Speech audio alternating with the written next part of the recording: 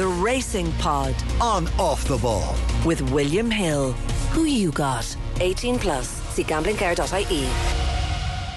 Yeah, you're welcome to episode 87 of The Racing Pod on Off the Ball with Johnny Ward and Thom Malone. It's getting harder and harder for yours truly and JD to be in the same room at once these days. It's not that we're not getting on, it's just that we live such busy, full, eventful lives at 1 o'clock on a Friday anyway, it seems. That's fine. It's like as if Bugsy's taken over the show, and that's fine because, to be fair, he's just great and he's doing a great job. And we've had an absolute bombshell of a news this morning at around about 8-9 o'clock, which we'll get to very shortly. So we're here every week with analysis, race previews, tips, stories, interviews and crack.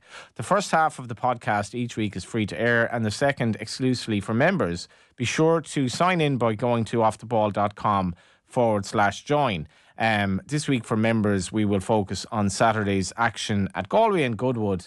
And we'll also get Tom's charity bet. And we'll be talking to Sam Norris and William Hill second half of the show. It's been a really intriguing week at Goodwood and Galway. So this morning I get a text, and this is one of these sad sort of journalist stories that nobody cares about whatsoever. But I get a text. I've just been told that Thurles Racecourse is closing. And I was trying to put my 13-month-old child to sleep at the time. It was around about 9 o'clock in the morning. So I need to get the story out. But then by the time he fell asleep, the story had actually broken. So it did get out very quick. There was no rumour whatsoever. It was a statement from Thurles that came out this morning from the Maloney clan. Thurles has been racing for the guts of 300 years or something like that. It was called Ireland's all-weather racecourse before Dundalk came into existence because of its ability to weather rain in particular. And Thom Malone, this was really kind of a bolt from the blue this morning, and it was obviously the year also. We've had the year that had the tragic death earlier on this year of Michael O'Sullivan after a fall at Thurles.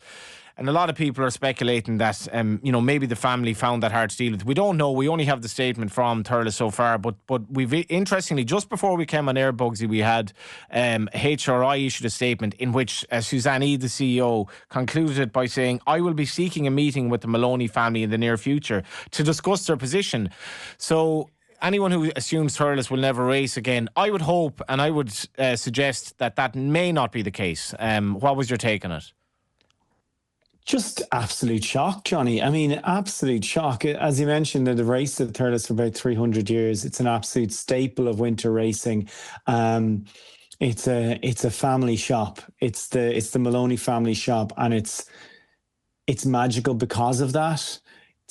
It's so not corporate. Even you get like a big ham dinner when you go there on a winter Thursday. It's just a totally unique racecourse experience that were very much, they were very much paddling their own canoe, unfortunately for them. And I imagine, look, the pressures of doing business in this economy, trying to be a racecourse these days, the rising costs, as they mentioned in their statement as well, and allied to, the tragic passing of Michael O'Sullivan. I just thought maybe together as a family, just went, you know what, this might be a lot more work than it's worth. And, obviously, everyone's saying, as you mentioned, that HRI statement, everyone's taken by surprise, including HRI, because they obviously had no idea about it. Thurles still had 11 fixtures to come this year. So, and they're licensed to race until the end of the year, at least. I don't say that as if there's an issue. I'm just pointing out that it's not like, there was some impending disaster. There wasn't. You know what I mean? They're licensed to race, 11 fixtures scheduled. And it's clearly a very personal decision that's been made. And you kind of applaud them for that as well. They could have said, oh, we'll finish out at the end of the year. We're putting our family first. We're putting this news out there. We're taking time to ourselves. And there's no doubt it's an incredibly arduous experience to run a huge venue like Thurles. They have... They've with climate change and with the way the ground is going, it's very difficult to imagine to maintain a watering system and maintain the ground. The sheer expense of it must be absolutely incredible. So, look, the stress of that, the year they've had, the position the girls are in their lives as well. Maybe they just said, you know what, we'll pull stumps now, and everyone's happy, and we'll go from here and see what happens. But it's a big loss. The track is brilliant. It's always been well spoken of. You talk of riders from all generations say, well, whatever about people, would kind of slag the stands or whatever because they're fairly basic, but the track itself has always been a point of pride for Thurles, and brilliant horses and riders over generations have started their lives there or taken past there on the way to great success. Yeah, and the statement was from Rena Maloney, who spoke about Pierce Maloney and, then spoke about her, as well as speaking about Pierce, her husband, spoke about her daughters, Patricia, Helena, Marie and Kate. I would have dealt with Kate a bit at Thurles. She was very helpful to me when I was working at the track in recent years. And we've also had Willie Mullins talking to PA, who said it was a huge blow for Irish racing. And he said Thurles is a track that always had beautiful ground in the winter when other tracks couldn't. Now, I'm a bit like that woman in Little Britain who literally everything reminds her of the widow who everything reminds her of her husband. Like, oh, he used to do that. I'm like that with climate change. So everything at the moment reminds me of climate change. But this is a story that does relate to climate change. And you're right to bring it up, Bugsy, because Thurles found it harder, as any racetrack would this winter, when there was like so little rain. After 2024 had an unbelievable amount of rain, such that I was wondering would some of these tracks even race in the flat at all this year. There was meetings were called off. Wexford and Gorn were struggling to name, but others. This year, then, consistent with the climate crisis, you don't know what you're going to get. And they didn't have a watering system per se in place. And so they found that a little bit more difficult. And I'd imagine this year was very difficult for Thurles in relation to something that they probably never had to deal with before. But in the winter, they had to ensure safe ground, which was something that was difficult for them within the limitations of what they had. Yeah, and look, maintaining ground once it kind of goes on you is incredibly difficult. So I just remember the back end of the summer last year, and then they never really got a break. Because the problem with the rainfall at the moment, and I don't want to get into a discussion about climate, but Ireland's average rainfall is still fine. The problem is the volume of it, and the pattern of rainfall is the issue. So the volume of rainfall averaged out is okay, but Goodwood is a good example yesterday. Exactly. So you're getting incredibly long periods of dry spells followed by intense rainfall. So again, as the man says, if you have your head in the oven, your feet out the door, on average you're fine. But that's really what's happening here. That the averages are okay, and then if you are a smaller track like Thurles that wouldn't have maybe the level of ground staff required to just maintain that ground on a consistent, constant basis, you need to invest in a reservoir, you need to invest in a huge amount of machinery just to keep that surface consistent throughout the off season as well.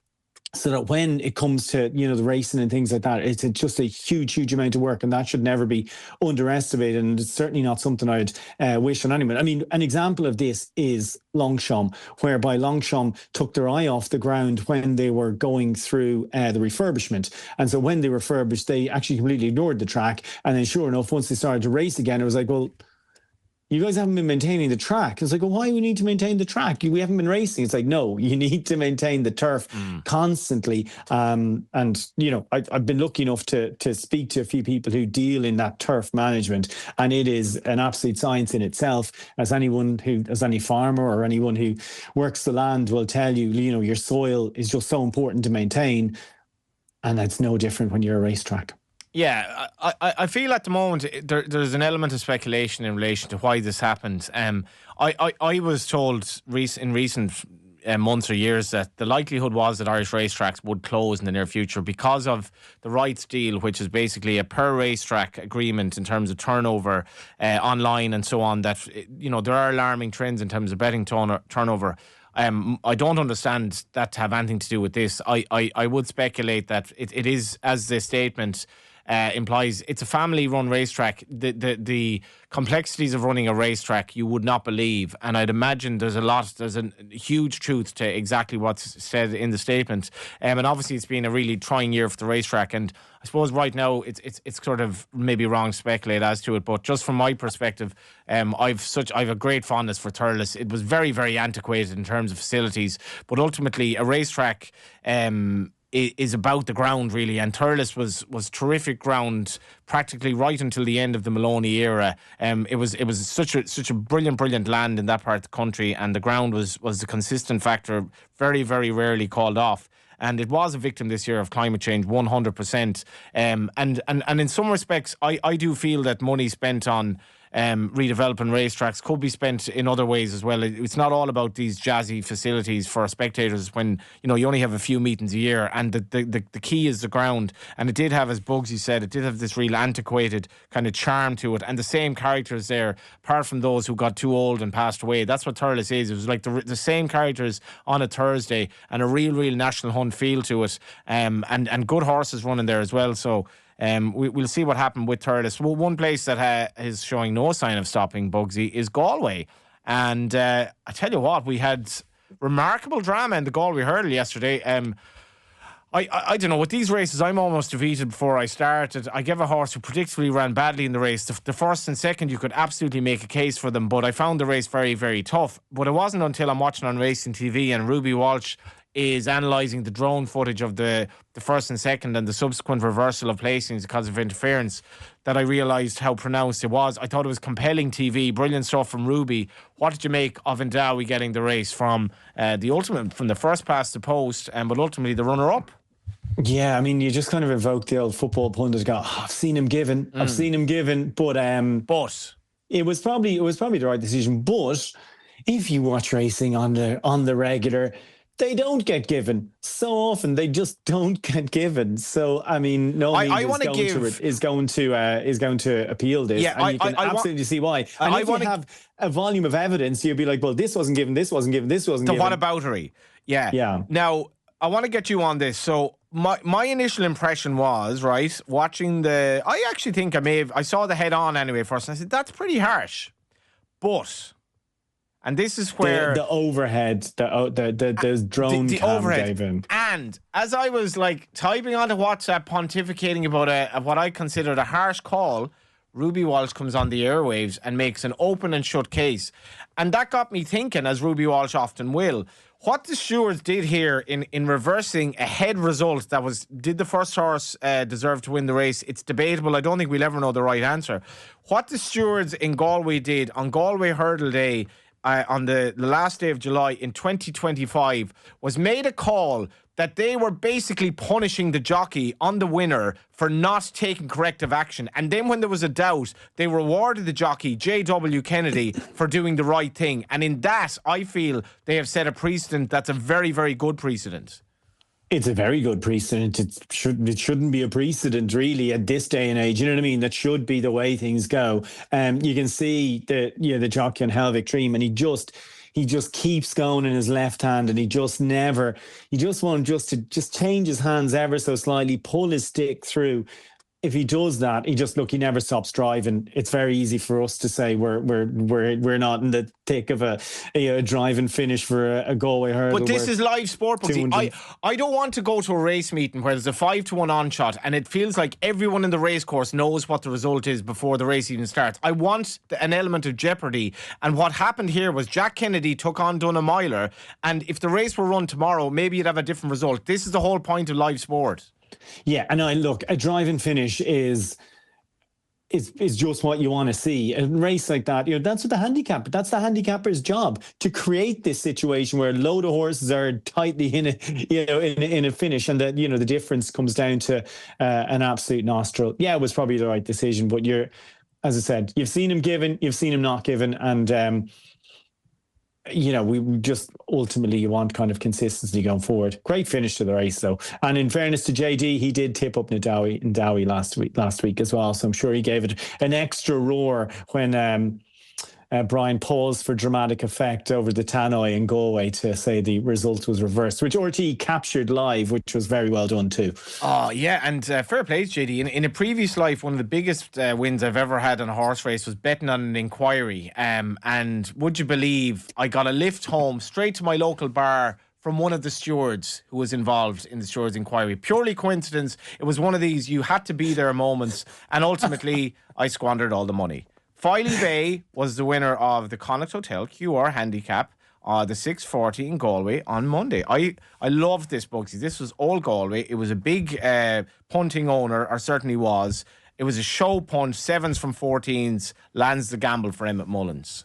Love that. Now, obviously, I tipped up Randy and put him up as my charity bet, so I wasn't that happy at the time, but we got over it. Ran a blinder. Look, place as well, so we got some money for the charity, thankfully. But look, I love those stories. When we were chatting last week at JD, you're just talking about those Galway stories, and that's the other thing. Nadawi's owner has Earl's Bar there in Galway as well. Like, you know, what a great added element to it. I mean, imagine what the vibe must have been like in there last night that way. But you just see these, you know, these stories. You had the Tie Pink Ribbon Syndicate as well for Jerry Keane, had a winner yesterday too. You know, they had no luck. They haven't got a run at all with Crystal Black this year after having a brilliant year last year. So great to see him land a pot for them as well, for Jerry Keane too. And yeah, it's just... I found it difficult to back a winner, but I've most definitely enjoyed Galway this year. Do stick around for the second half of the show. I've actually got off Spotify, switched to YouTube Premium today for moral reasons, on the basis of what Spotify CEO is spending his money on, so on and so forth. And I found YouTube Premium pretty excellent so far, actually, and the off the ball stuff is just so smooth on it. And you will get, if you subscribe on our various channels, you will get second half of the show.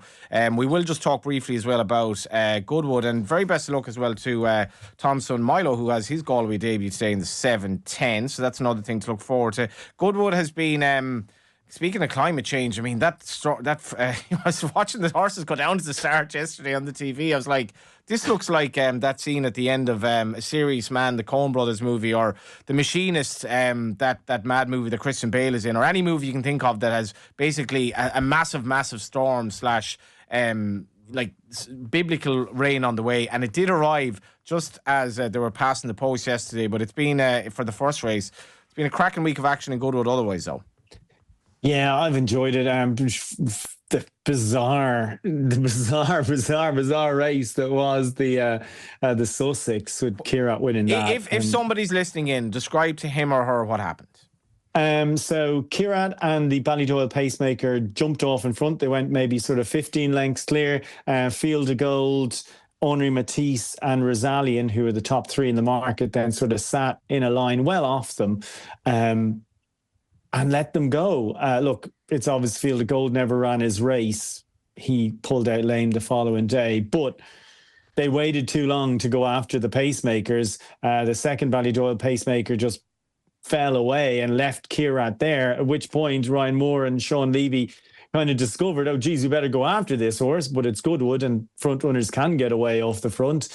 And they never got there in time. And we had a 150-1 winner by Showcasing win a Group 1 Sussex Stakes, when obviously, you know, Field of Gold trailed home, I think, fourth in the end. Obviously, he ran no race and was found to be lame the following morning. Hopefully he's fine, but my God, you know, it's one of those, it was a very much after you, Claude, situation where we had all the jockeys kind of looking around for the odds on favour, not reacting to what was going on in front of them. And in fairness to you know, Sean, after the race, he did say, geez, I should have won that. I should have gone after him a bit sooner. Well, here's the thing, right? I was on this show recently giving out about the gambling regulator and all of that. But you know, some of the issues with betting at the moment, I think you're almost ashamed to say I like to have a bet. Having said that, right, it is very, very hard. And one of the dangers of being involved, if you like betting on horses, it's very hard to keep your cool when things are going against you. And Galway and Goodwood can be a week where ultimately people start chasing their losses, because it can be a very trying week. There's nowhere worse to try. There's nowhere worse to try it. But Jesus, if you've backed Rosalian here, right, so you in hindsight, I wasn't really looking at the betting in the race. There's no way Rosalian should be 11-2 against Field of Gold 1-3. Rosalian is an exceptionally good 4-year-old. Field of Gold is not. He's not. The one thing I would say in that is that because he's a 4-year-old, he got like £10. You get an enormous weight. It was like Camford Cliffs and Frankel. Like, yeah, so Camford Cliffs obviously had to try and give Frankel £8 when he was a 4-year-old against 3-year-old, and that pattern throughout that time you kept repeating yourself, where you ended up having a couple of good milers a few years in a row, and then the older horse just ends up having no chance against the progressive 3-year-old when they meet in the Sussex. So I can understand that. And I think you only have 7 runners as well, didn't we? So you're getting a kind of, but I do still get your point. Yeah, my point is, whether I'm probably wrong by saying 11-2 and 1-3 was wrong, because that was the odds. That's exactly what the market made them. So in a race like this, the market should be right. If you go home and if you go into your local pub that night and say, how'd you get on? I couldn't get over the price Rosalian was. 11-2. I met at a match against Field of Gold. How did he get on? He beat Field of Gold by 4 lengths. He was beaten in the neck by 150 to 1 shot. It was the biggest SP in a Group 1 in like 200 years or something. And you have to get up and you have to dust your proverbial self down and get on with it again. And that is punting on horses. You get these ridiculous... It's as bad a beat. It's as terrible. Bad a beat as it's absolutely terrible. Terrible is too strong. The French Guineas winner and the Guinea and the Irish Guineas winner. He's beaten by essentially a horse who wasn't even trying. He was there to make the running. Stuffed in a handicap at Ascot last time out. And then was cutting the betting for a handicap subsequently under a penalty. Okay, we've had a riveting first half to the show as ever. I'm going to give a horse yesterday or tomorrow. I'm going to give a horse yesterday. I'll give you a winner yesterday, hopefully. I'll give you a horse tomorrow, right? And it's Ray, which is the Irish for ready. Ray is so well named in the 5:35 at Galway. This, as I said in the Racing TV slot, this almost looks too obvious. Sometimes bets that look too good to be true are too good not to be true, which is seemingly what I wrote. That's Ray in the 5:35. But if you want Bugsy's charity bet, you're going to have to wait for the second half of the show. That's how we roll. And the second half of the show is obviously for members. And if you are looking for more, we'll look at Saturday's cards at Goodwood and Galway, cracking action, and Tom's charity bet. You have to go to offtheball.com/join to subscribe and get the full podcast with all our racing tips, insights and stories from this week's action.